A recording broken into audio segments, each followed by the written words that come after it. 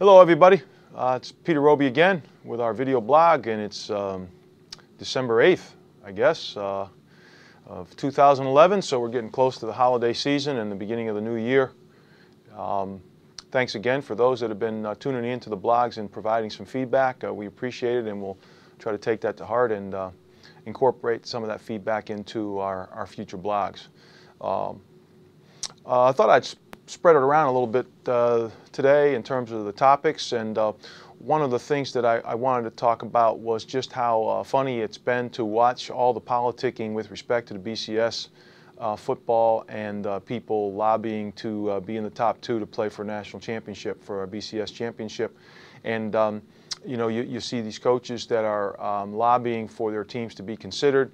And in one case, the coach from Oklahoma State was suggesting that people didn't want to see another 9-6 game, but they wanted to see a 39-36 game. So I didn't realize that the criteria for people being into the postseason was contingent upon the entertainment value as opposed to the worthiness of the folks involved. So it goes to show the problems that they have with the system that's currently in place, that you have polls, voting, and subjective means for picking a champion or those that are worthy of being considered, as opposed to an actual playoff and a tournament system.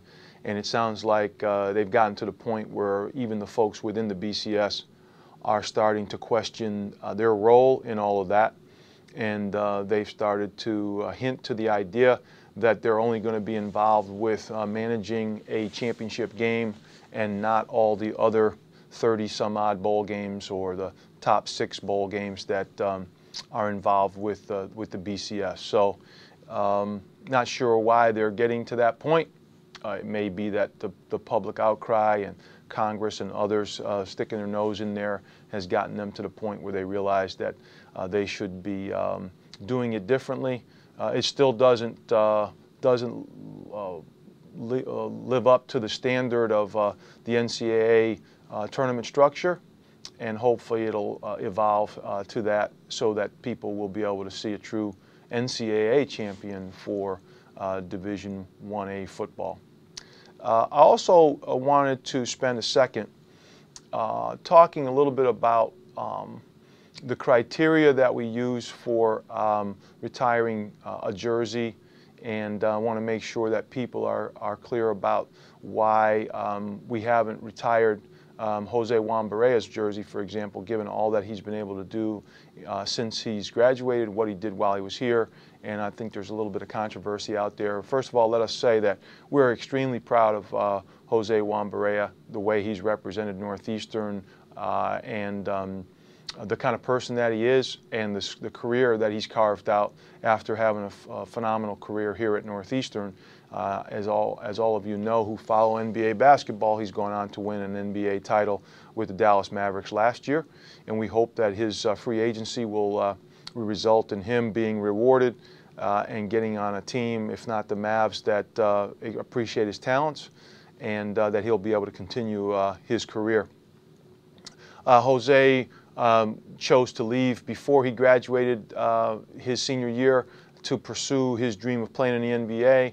All the NBA team workouts were in the last semester, and so rather than trying to juggle all of that, he made the choice of stepping away from school. So he still has at least a semester's worth of work to finish, and as soon as Jose were to have finished his degree requirements, we would be more than happy to consider the idea of retiring his number, because he's certainly worthy of that consideration.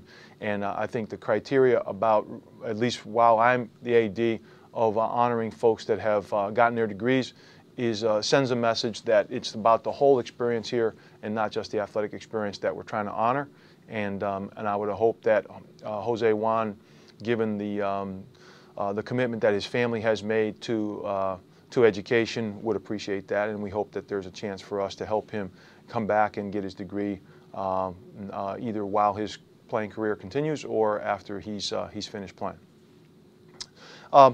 Another thing that I just wanted to take a few minutes to talk about is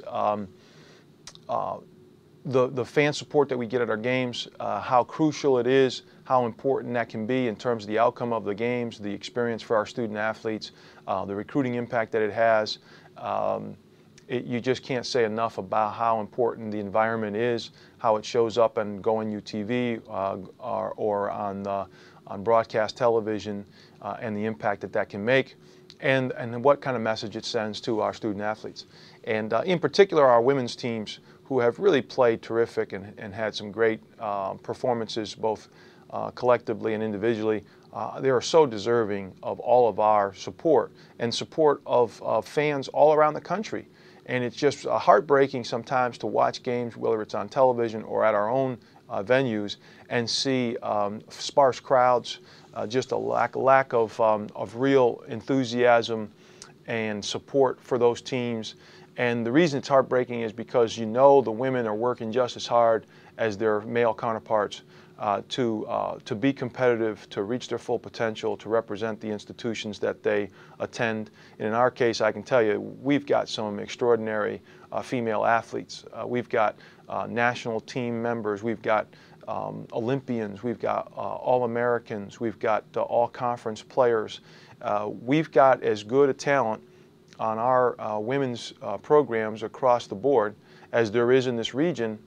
And what I would ask all of you that might be watching this blog, not just fans of Northeastern, but around the country, that if you have not gone to a women's event, I would challenge you to go to an event on your campus and certainly on our campus and see the quality of the athleticism being displayed, see the commitment, see the passion, and I guarantee you'll come back and you'll want to watch it again, and you'll probably want to bring friends. And if you have young children at home, you'll want to expose them to it. It's as pure as can be in terms of what college athletics was meant to be. In many cases, the women's athletes don't have the aspirations or the opportunity to go play professionally in their sport like they may have on the men's side. That doesn't mean that the men aren't doing it for the love of the game, but we know from all that's out there, sometimes the reasons that they might play have more to do with what's coming next as opposed to what's going on right now, whereas you can't really always say that about the women. So for all of those reasons, plus just the pure entertainment value and the passion that they bring, I would challenge everybody, including our own students, to go see a women's event, see the talent that's on display, see the commitment that they're making and their coaching staffs are making, and I guarantee you'll want to go back. So I'm going to sign off now with that. We'll be back to you before the holidays commence. We're going into exams. Actually, exams start tomorrow for us. We wish all of our student athletes well and hope that they reach their full potential as students as well. And we'll be back at you before the holidays. So for all of us at Northeastern, thanks for tuning in, and go Huskies.